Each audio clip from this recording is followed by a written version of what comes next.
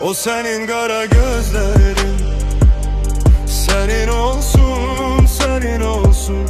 Bu senin acı sözlerin, senin olsun, senin olsun. Ben öz yolumla gedirem, gönlümü azad edirem. Kalan ne varsa geçmişte senin olsun, senin olsun.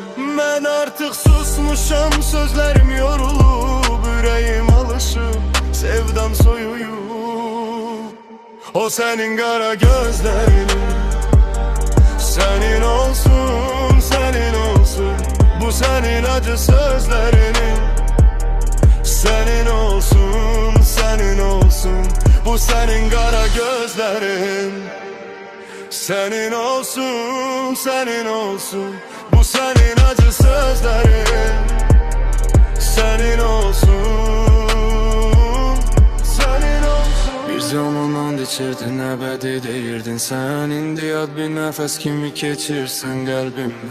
Kırılan ümidlerim sükutta danışır. Senden kalan hatireler beni terk etmir, alışır. Belki de sehevidir bu kadar inanmak, sevip de sonda tek kalmak. O senin kara gözlerin, senin olsun, senin olsun. Bu senin acı sözlerin, senin olsun, senin olsun. Ben artık azadım, kırılıp zincirlerim. Senden kalan her ne varsa senin olsun, sevgilim. O senin kara gözlerin,